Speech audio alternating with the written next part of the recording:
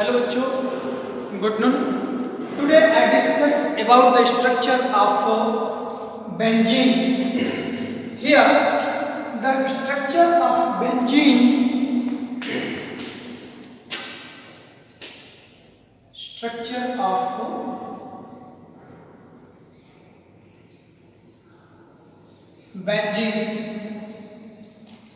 here adding hydrogen.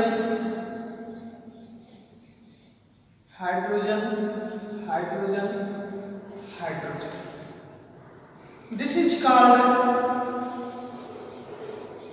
benzene.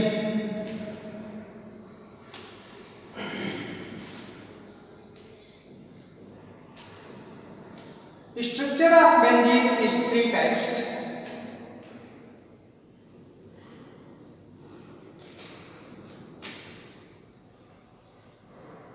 These are three types.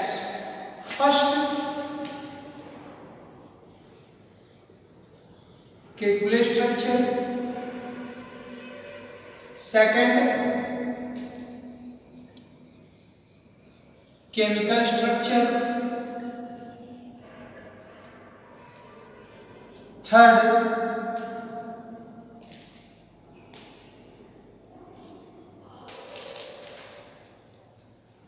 resonance structure.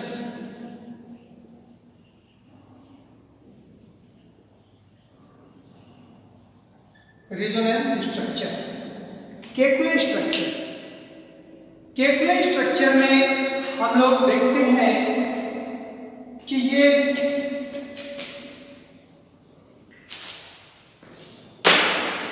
इस तरह से होता है।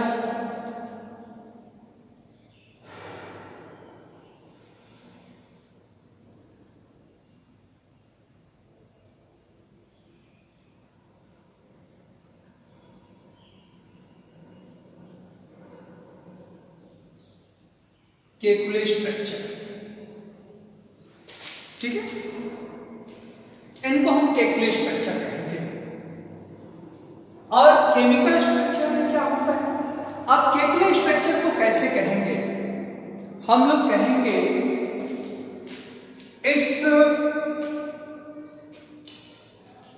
मॉलिक्यूलर फार्मूला, मॉलिक्यूलर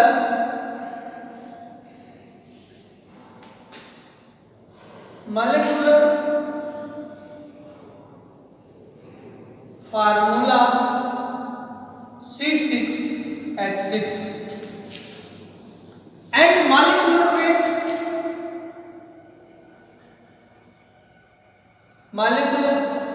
वेट इसका होगा वो इस तरह से 12 into 6 plus 1 into 6 equal to 78। इसका हो जाता है मॉलिक्यूलर वेट। इसके बाद हम बात करते हैं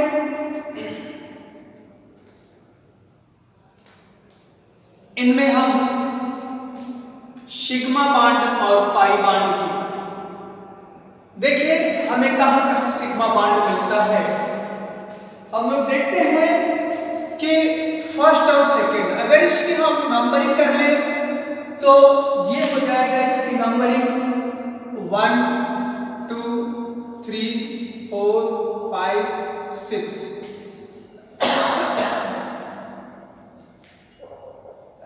चलिए क्लॉकवाइज ही कर लेते हैं इस तरह से। ये हो गया 1 2 3 4 5 6। फर्स्ट और सेकेंड यानी कार्बन फर्स्ट और सेकेंड के बीच और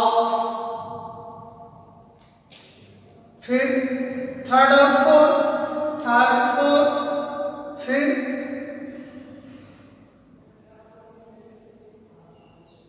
first second third fourth fifth और सिक्स, 6 कार्बन के बीच की अगर हम बात करें तो इसमें देखिए हर जगह सिग्मा बॉन्ड मिलता है। ध्यान से देखिए पहले और दूसरे कार्बन के बीच ये सिग्मा बॉन्ड, ये सब सिग्मा बॉन्ड है। तो इसमें कुल हमें मिल जाते हैं टोटली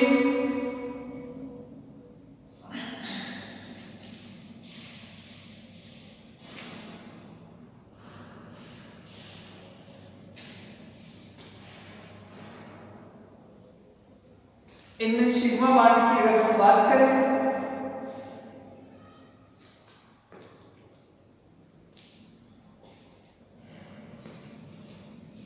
इनके हम नंबरिंग उल्टा ही कर लेते हैं तो ज्यादा कुछ ठीक रहेगा।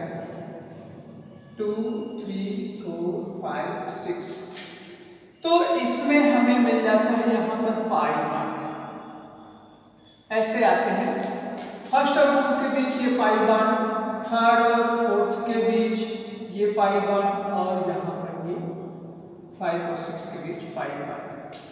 अब देखिए हमें कैसे देखना है सेकेंड और 2 के बीच, सेकेंड और 3 यानी कार्बन 2 और कार्बन 3 के बीच, फिर कार्बन 4 और 5 के बीच, कार्बन 4 और 5 के बीच, कार्बन 6 और 1 के बीच, कार्बन 6 और 1 के बीच, इसमें मिलता है हमको सिग्मा बांड। ठीक है, यहाँ पर हमें सिग्मा बांड मिल जाता है। इसके बाद अगर हम बात करें कि हमें कितना सिग्मा बांड और कितना पाई बांड मिलता है तो चलिए ध्यान से देखें, सिग्मा बांड वाले की काउंटिंग कराते हैं। यहाँ पर कार्बन 2 को देखें कितने सिग्मा बांड हैं। देखिए यहाँ पर 1 sigma bond, 2 sigma bond, 3 sigma bond, फिर यहाँ पर देखें 1 sigma bond, 2 sigma bond, 3 sigma bond, तो ये 3 3 6 12 सिग्मा बांड यहाँ पर हो जाते हैं, यानी 12 सिग्मा बांड और 3 पाई बांड, 3 पाई बांड, एक जगह 2 जगह 3 जगह, इस तरह से हमें 3 पाई बांड मिल जाता है। तो कहीं न कहीं ये बेंजीन के स्ट्रक्चर का कुछ हमें डिफिनीशन, कुछ प्रॉपर्टीज हमें मिलता हुआ नजर आ रहा है। उसके बाद अब हम बात करेंगे हाइब्रिडाइजेशन की। बच्चों जरा सा यहाँ आइए, देखिए बेंजीन के स्टार्टिंग स्ट्रक्चर में यहीं पर हम रुकते हैं और देखते हैं, यहीं पर रुकते हैं, देखते हैं 1 2 3 सिग्मा बांड जहाँ मिलेगा यहाँ पर sp2 हाइब्रिडाइजेशन होगा, sp2 हाइब्रिडाइजेशन। यहाँ पर भी देखें 1 2 3, यहाँ भी sp2 हाइब्रिडाइजेशन, यहाँ पर भी देखेंगे 1 2 3, sp2 hybridisation, sp2 hybridisation, sp2 hybridisation और sp2 हाइब्रिडाइजेशन। तो हम कह सकते हैं बहुत ही इजीली कि it's contain sp2 hybridization, it's contain sp2 hybridization।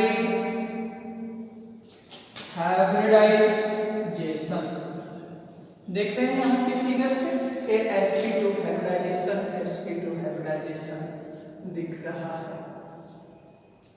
इसके बाद हम बात करते हैं अब केमिकल स्ट्रक्चर ऑफ बेंजीन की। केमिकल स्ट्रक्चर ऑफ बेंजीन को हम इस तरह से देख सकते हैं बच्चों, यही अंतर हम आपको लास्ट में बताएंगे। ये तो केमिकल स्ट्रक्चर हो गई, अब हम केमिकल स्ट्रक्चर की बात करें तो देखिए यहाँ कार्बन, यहाँ कार्बन, यहाँ कार्बन दिख रहा है बराबर आप लोगों को, ये यहाँ कार्बन, ये केमिकल स्ट्रक्चर ऑफ बेंजीन हम बना रहे हैं। यहाँ डबल बॉन्ड और यहाँ डबल बॉन्ड, इन्हें हम हाइड्रोजन से जोड़ देते हैं, इन्हें हम हाइड्रोजन से जोड़ दिए और इसको हम कहेंगे केमिकल स्ट्रक्चर ऑफ बेंजीन। यही है आपका केमिकल स्ट्रक्चर ऑफ बेंजीन। तो इसमें ये डिफरेंसेस हैं। हाइब्रिडाइजेशन देखना चाहे तो बिल्कुल यही चीज यहाँ भी देखने को मिलेगा। अब हम बात करेंगे रिजोनेंस इन बेंजीन। अब हम रिजोनेंस की बात करें, देखिए ध्यान से, नीचे हम रिजोनेंस की बात करते हैं।